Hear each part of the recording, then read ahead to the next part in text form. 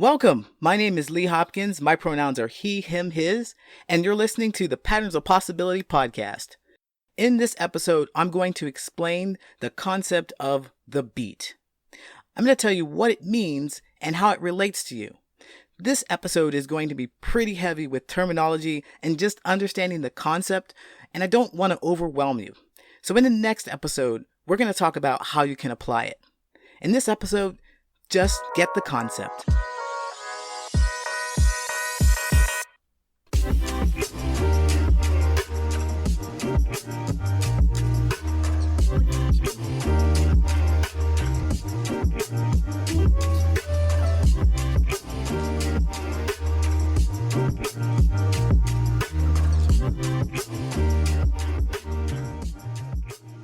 Have you ever been surprised by your actions or your thoughts? Chances are you have. It's called a Freudian slip, and it's an unintentional revealing of some unconscious feeling or thought that you have.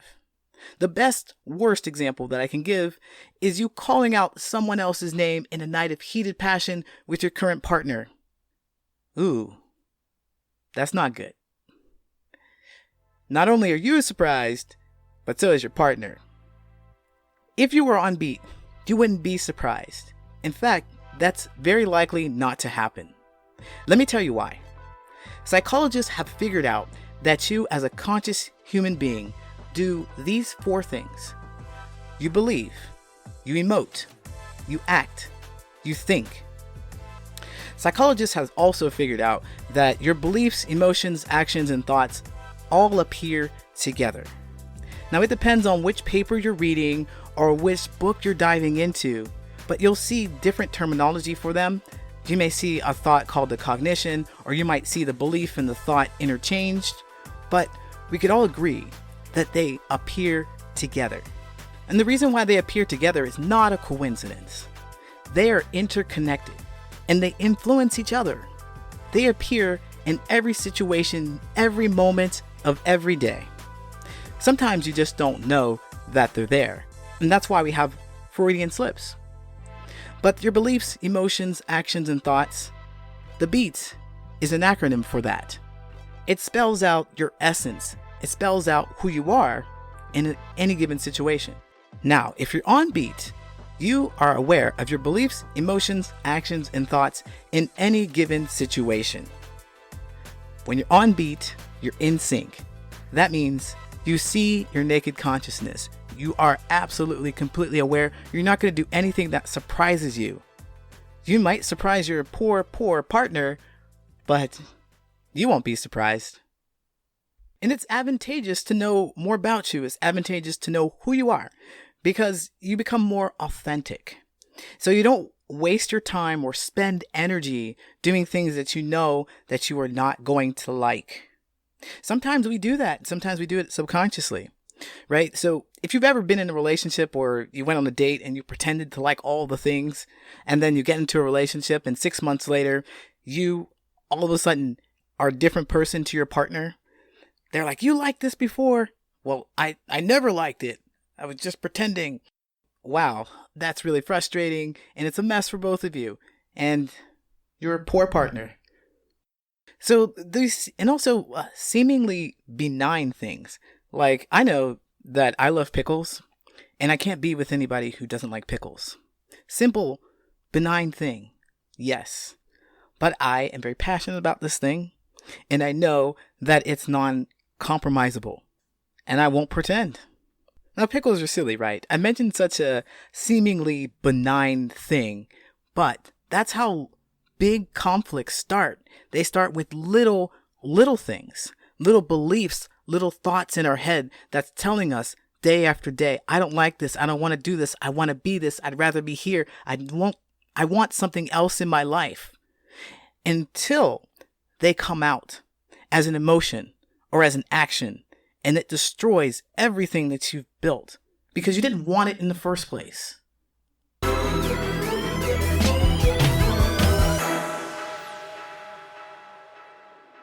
The next question you might have is, how do you get on beat? Well, these elements are interconnected. So if you know one, you can figure out the rest of them. And it takes more work for some of them than others. I want you to remember that the beat is tied to a specific situation, so it's different from moment to moment. And you could agree that if you're at church, you're going to be different than you are at the club or around your friends or around your kids. So your beliefs, emotions, actions, and thoughts will be different in each situation, and it's also different in a more granular sense, as in from moment to moment.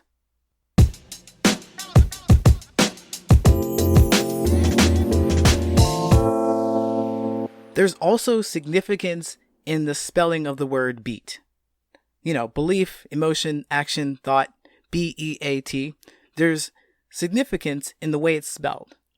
Because the closer you are to the front of the word, B, than the end of the word, T for thought, the closer you are to the front, the more impact that element is going to have on the situation.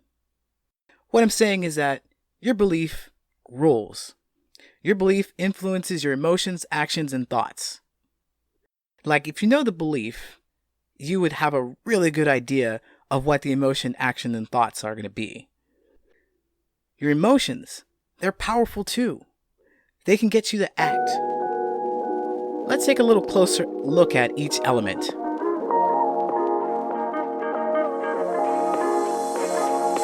B for belief. So belief is an acceptance that something is true or something exists, and that's all. Nothing else. Don't confuse this with religion. It's not that. It's a belief like the earth is flat, the floor is lava, the earth is round, there's aliens out there, whatever. Your belief is something that you know is true, and no one can take that away from you. No one can change it except you. And certainly, no one knows it better than you. Really quick sidebar, our beliefs live in an unconscious state of mind. So there's unconscious and subconsciousness. And I want to touch on those really quick. So your unconsciousness is an inaccessible part of your mind. You can't think about your unconsciousness and go there. You can't walk around and consciously do that. It's inaccessible. And your unconsciousness will drive your emotions and your actions. So an example of unconscious behavior is something I remember from my college days. And I was getting some party stuff. I remember we had pucker, we had Kahlua, we had some Arbor Mist, poor college kid fancy stuff. So we had that stuff, and my buddy said, hey, whatever you do, don't drink all of them. Just pick 2 or 3 things and enjoy that throughout the night. And I say, yeah, okay. So what I did, of course, is I tried one of everything. And it was the worst experience. I've never been so hungover in my entire life. I feel so sick the next day. And all I remember is Kahlua, that smell. And to this day, I can't drink Kahlua. It can't get close to my face. I can't do pucker either. It's disgusting. That's an unconscious behavior. My body, my mind says, ugh, this is disgusting. Get it away from me. Just thinking about it makes me cringe. So that's unconscious behavior. Now, subconsciousness is a little different. Subconsciousness is a repository for information. It's like a giant safe in the back of your brain. You store all the things that you've learned back there. An example of that would be I was working at the company for 5 years, and every single day I'd hop in the car Monday through Friday and go on my way, drive to work. Same commute every single day, 5 years. Then I hop into my car on a Saturday morning trying to go to Target, but instead I find myself heading to work. That's my subconsciousness showing up. Hey, we're in the car, and every time we get in the car we go to work, right? So we must be going to work. And automatically my muscle memory kicked in and I started driving to work. Another example of that is training for martial arts, or let's say boxing. They train so much that they don't have to think about that 1-2 punch that they're going to throw. They don't have to think about the kick that they're going to block because it's already set in their subconsciousness. Now that we know the difference between unconscious mind and subconscious mind, it's important to note that your beliefs live in your unconscious mind. And that's a very deep, dark, and difficult place to get to. So we're going to leave that for now because we need to identify the rest of the beat before we can understand our belief. The next element is emotion. Emotion. Toxic masculinity will tell you that men don't have this, but everyone does. An emotion is a natural, instinctive state of mind, and it comes from your circumstances, your mood, or relationships with others. So, most people have a difficult time identifying their emotion. They can identify glad, happy, sad for the most part, but there are a plethora of emotions. And the better you are at identifying specific emotions, the easier it is to understand what your belief is.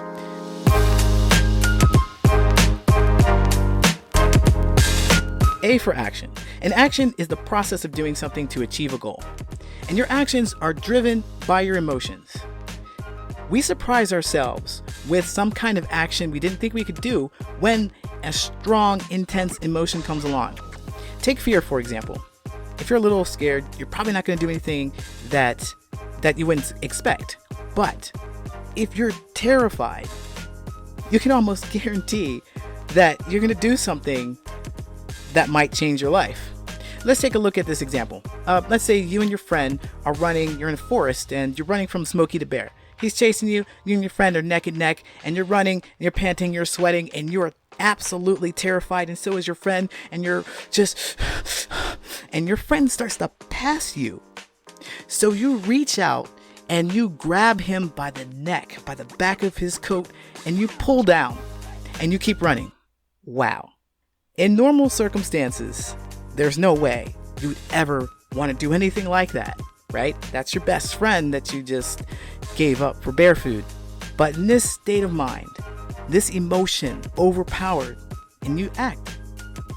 T for thought. Thought is a formation of opinions within the mind. This is where you'll consider ideas, people, experiences, and facts. Now, right here, I want to stop to talk about the difference between the belief and the thought, because they're both originating in the mind. In my opinion, they influence each other, but they're not the same. Here are 3 fundamental ways that I found that they're different. First, the belief is unconscious, while the thoughts are conscious. Second, the belief is hard to interact with, while the thoughts are easy to interact with. Third, the belief commands, and you obey. The thought suggests, and you consider. Big differences between the two, but they are definitely connected. Not only because they originate in the mind, but they influence each other. The belief is devious and elusive, while your thoughts are taunting and seductive. Although your belief is a powerhouse in this situation, your thoughts, copious amounts of them, can overwhelm your belief and ultimately change it. Let's look at a hypothetical situation. All right, it's been 48 hours and you haven't eaten. You're somewhere in a downtown area and you're just super hungry. You have no friends, no family, no support system. It's just you on your own. All you can think about now is how hungry you are. And some more thoughts come in. Let's steal. I'm hungry. Your brain, let's steal. Let's steal. If your belief says bad people steal and you're not a bad person, then guess what? You're going to go hungry. That's what my inner judgy voice sounds like. Bad people. All right, so now if you have enough thoughts, you can overwhelm your belief. Your thoughts can come and be pervasive and they can attack and take over. Now let's say the situation is more dire. It's been an entire week, still no food, you haven't stolen, you haven't eaten, you're hungry, you're out of your mind, and the thoughts are just coming, they're pounding you every single day, 24 hours a day. Food, food, food, steal, steal, steal, steal, steal, steal. And after enough time, your shift is going to happen. Your belief is going to change from bad people steal and you're not a bad person to, oh well, or you'll justify it with something like, this is a difficult situation, but I need to live. I believe stealing is right in this situation. Then you'll be able to feel like you're going to do it. You'll be able to feel okay with the belief, and you'll do the action. Now, this situation is completely made up. It's out there stretched. It's plausible, but this is not a foreign concept. This is something that we know as self-talk. Here's an example from a timeless classic called The Little Engine That Could. I think I can, I think I can, I think I can, till it becomes I know I can, I know I can, I know I can. And then it becomes I believe I can. And then you feel like you can do it, and then you do it. That is the power of the thought. In overwhelming numbers, it can change the belief.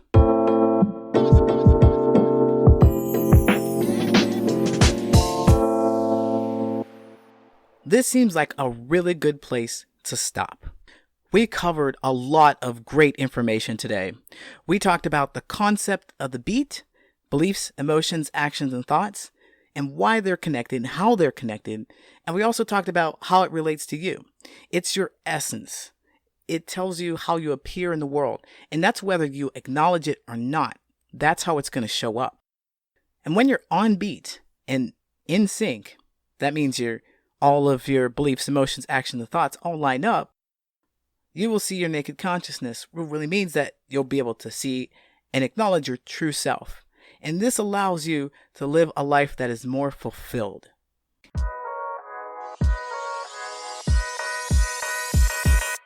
For Patterns of Possibility, my name's Lee Hopkins, and my pronouns are he, him, his.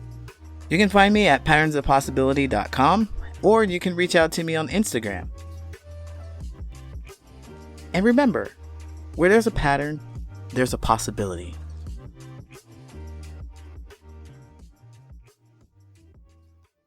Bad people steal, and you're not a bad person.